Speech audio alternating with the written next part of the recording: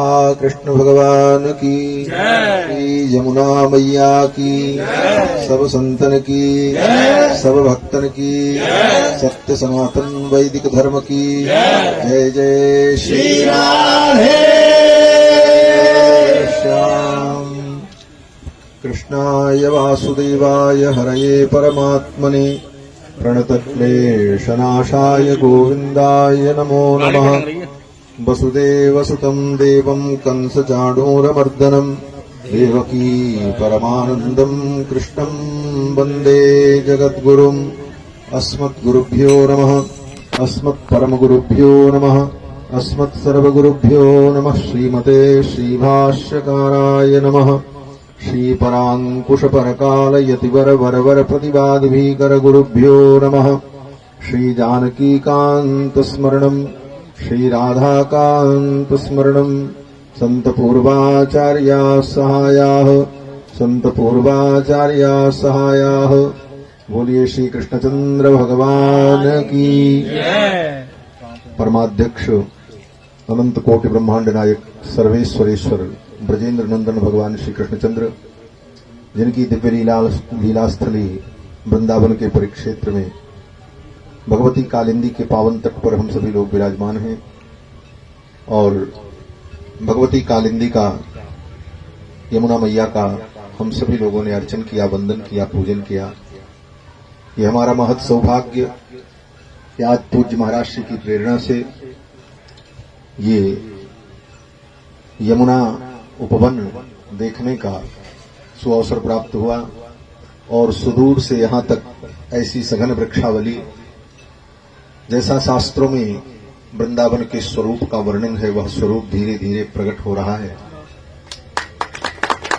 कलिकाल के दुष्प्रभाव से बहुत कुछ प्रभावित भी हुआ, लेकिन बंसल जी जैसी चेतना जो इस कार्य को करने के लिए आगे आई और इनको सभी संतों ने, महापुरुषों ने आशीर्वाद दिया, जिस आशीर्वाद की शक्ति से, प्रेरणा से इतने बड़े संकल्प को इन्होंने लिया।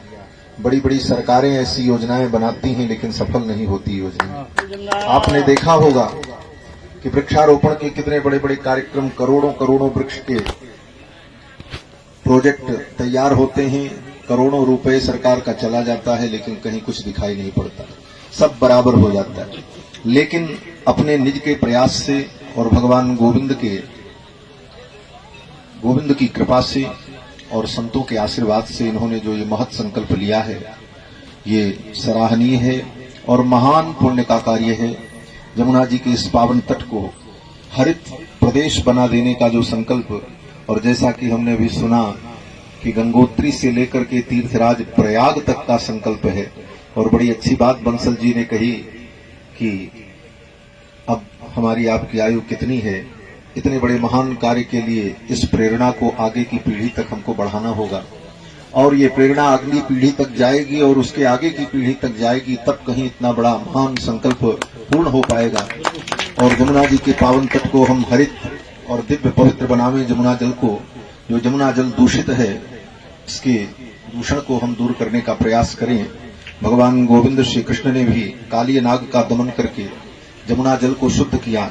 आज पूज्य महाराज जी साथ में आ रहे थे तो ऐसे ही मनोविनोद में महाराज जी ने कहा, चलो आपको कालिय का दर्शन कराते हैं। कालिय का दर्शन कराएंगे। हमने कहा कौन कालिय? बोले वही कालिय नाग जिसने यमुना जल को दूषित किया था। हमने कहा वो तो रमणक द्वीप चला गया, यहाँ कहाँ है?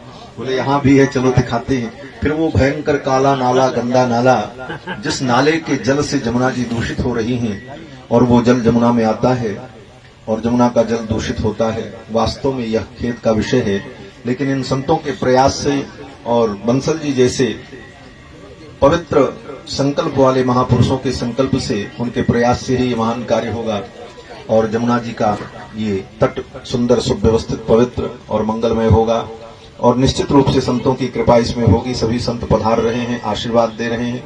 हमने देखा वृक्षों के नीचे जिन महापुरुषों ने वृक्ष लगाया है उनके नाम भी अंकित हैं। रमण रेती के पूज्य महाराज जी, श्री मुरारी बापू जी, मलूक पीठाधीश्वर पूज्य महाराज श्री, ऐसी दिव्य भारत की विभूतियों का जब आशीर्वाद प्राप्त होगा तो निश्चित रूप से यह संकल्प पूर्ण होगा और पूर्ण होता दिखाई पड़ रहा है। और हम तो अपना भी सौभाग्य मानते हैं कि अयोध्या से आकर के ऐसे पवित्र कार्यक्रम में मैं सम्मिलित हुआ और जमुना जी के तट पर मुझे भी एक वृक्ष रोपने का, एक वृक्षारोपण करने का सुअवसर प्राप्त हुआ। जमुना जी तो हमारी अयोध्या की ही बेटी हैं, सूर्य की पुत्री हैं, और सूर्य का पवित्र वंश अयोध्या में भगवान श्री रघुनंदन का वंश है। उन्हीं की ये बेटी हैं। हम तो अपने बुआ जी के घर में ही मानो चले आए हैं। इस भाव से अनुभव करते हैं कि जमुना मैया का दिव्य मंगल स्वरूप प्रकट हो और हम सभी संतों को इसमें अवगाहन का अवसर मिले। और जमुना जी की जो महिमा है, अभी आपने श्री वल्लभाचार्य जी के द्वारा विरचित जमुनाष्टक का पाठ किया। इसमें बड़ा सुंदर वर्णन किया है श्री वल्लभाचार्य जी महाराज ने कि जो जमुना जल पान करेगा वो यम की यातना से बच जाएगा। तो यमुना का जल ऐसा निर्मल हो कि हम इसे पान कर सकें, आचमन कर सकें और यह जल पवित्र हो। यही प्रयास हम लोगों का होगा। यही जमुना जी की सबसे बड़ी सेवा ही होगी, यही गोविंद की सेवा होगी। यमुना की सेवा, श्यामा की सेवा, यही श्याम की सेवा होगी। इन्हीं शब्दों के साथ सभी परिकरों को और इस पवित्र कार्य में तन मन धन से लगे हुए समस्त परिकरों को आशीर्वाद मंगलाशासन प्रदान करते हुए अयोध्यानाथ भगवान श्री रघुनंदन से प्रार्थना करते हैं कि ऐसी प्रेरणा प्राप्त हो, ऐसा पवित्र कार्य सफल हो, इनका मंगल हो। इन्हीं शब्दों के साथ वाणी को विराम। बोलो श्री सीतारामचंद्र भगवान की, श्री राधा कृष्ण भगवान की, श्री यमुना मैया की जय। जय श्री राधे श्याम।